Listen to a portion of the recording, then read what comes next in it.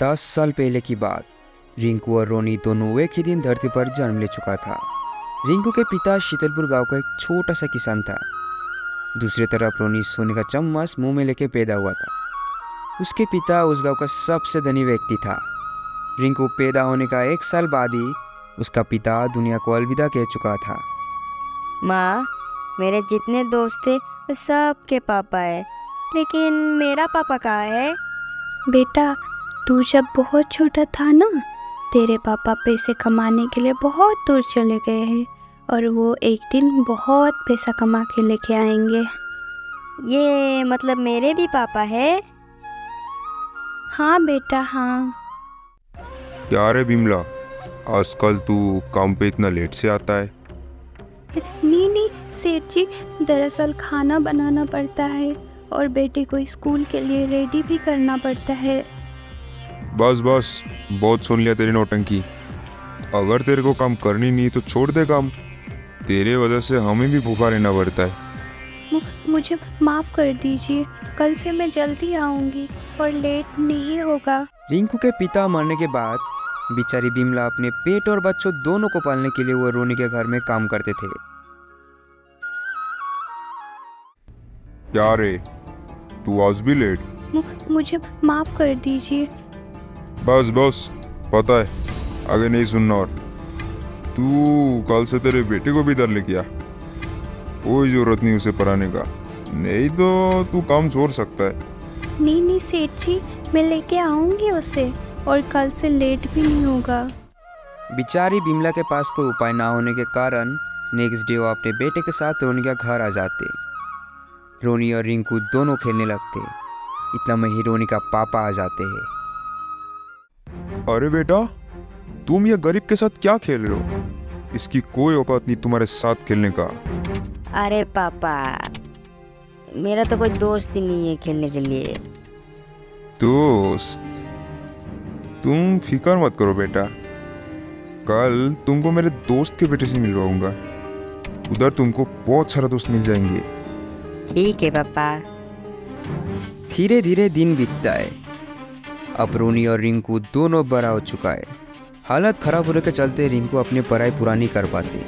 वो मेहनत करके अपने घर चलाता है। दूसरी तरफ रोनी के चाल चलन हूबहू उसके पिता की तरह हो गया और ऊपर से कोई काम धंधा भी नहीं करता है। एक दिन की बात है, रिंकू गाँव के रास्ते से काम पर जा रहा था। उतना में उसको रोनी मिल जाता है। क्या रे भिख मंगे रिंकू, कहाँ जा रहा है? बहुत दिन से तेरी कोई खबर भी नहीं है। और तेरी बुढ़िया माँ का क्या हुआ? जिंदा तो है ना वो? हाँ रोनी भाई, सब कुछ ठीक है। रोनी भाई सुन, ना तो मैं तेरा भाई हूँ और ना तो कभी मेरा भाई हो सकता है। अब समझ गया ना? भिखारी कहीं का। सर बोल मुझे सर। ठीक है सर। हाँ ठीक है, अब चल भाग यहाँ से। बेचारे रिंकू ने तो कुछ किया भी नहीं था, फिर भी बेवजह उसको रोनी ने सुना कर गया। रिंकू थे तो बहुत गुस्से में, लेकिन वो कुछ कर भी नहीं पाया। वजह उसकी मजबूरी थी। आखिरकार वो कर भी क्या पाता। रोनी बड़े घर का लड़का जो है। एक दिन रोनी रास्ते में से अपनी बाइक लेकर जा रहा था। उतने में ही वो एक गाड़ी के साथ अपनी बाइक टक्कर मार देती है। अरे अरे अरे बेटा, आपको लगी तो नहीं? सब कुछ ठीक है ना? लगी तो नहीं? क्या मतलब? टक्कर मारकर बोल रहे कि सब कुछ ठीक है ना? लेकिन बेटा, मैं तो सही साइड पर था। तुम ही हो जो रॉन्ग साइड पर बाइक चला रहे हो। मुझे मत सिखाइए क्या रॉन्ग क्या राइट। आपको पता भी है कौन है मेरा पापा। अब 2 मिनट रुकिए बस, मैं अभी बुलाता हूँ मेरे पापा को। रोनी की गलती होने के बावजूद वो अपनी गलती मान नहीं रहा था। वो बार बार उस व्यक्ति के साथ चिल्ला कर बात करने लगते हैं। इतना में ही रोनी का पापा वहाँ पहुँच जाता है। क्या हुआ बेटा, कोई दिक्कत, कोई परेशानी तो नहीं ना? इतना हड़बड़ी में जो बुलाया मेरे को। देखिए ना पापा, ये अंकल ने मुझे अपने गाड़ी से टक्कर मारा है और मुझे ही गाली दे रहा है। इतना बोलते ही रोनी का पापा उस व्यक्ति के पास चला जाता है।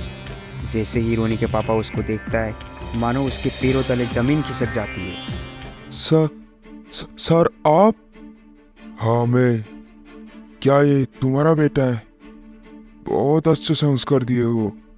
ये सब सुनकर रोनी घबरा जाता है। वो सोचने लगता है ये सब क्या हो रहा है, कौन है ये व्यक्ति जिसके साथ मैंने झगड़ा मोड़ लिया। इतना में ही रिंकू उसी रास्ते से जा रहा था। उधर जो कुछ भी हुआ वो सब रिंकू देख लेता है। उसके बाद धीरे धीरे वो उन लोगों के पास चला जाता है। अरे क्या हुआ, कोई प्रॉब्लम हुआ है क्या? इनकी तरफ से मैं सॉरी बोल देता हूँ, इन्हें कुछ मत कहिए सर। अरे रिंकू बेटा, तुम्हें सॉरी बोलने की कोई जरूरत नहीं है। तुम एक अच्छे और ईमानदार लड़का हो।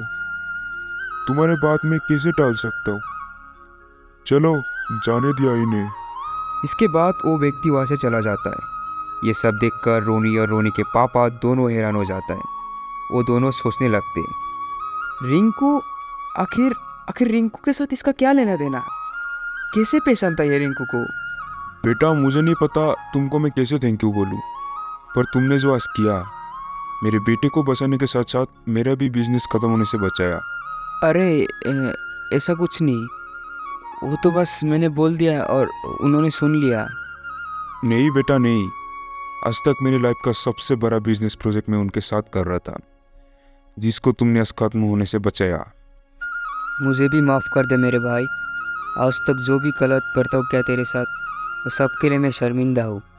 क्या यार, ऐसा मत बोलो। तुमने मेरे को भाई बोला, इतना ही काफ़ी है। सुनकर अच्छा लगा। रिंकू भाई, एक बात पूछूं? तुम वो अंकल को कैसे जानते हो?